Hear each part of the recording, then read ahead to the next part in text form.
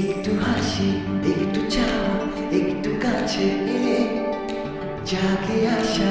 আরো বেশি, একটু ছোঁয়া পেয়ে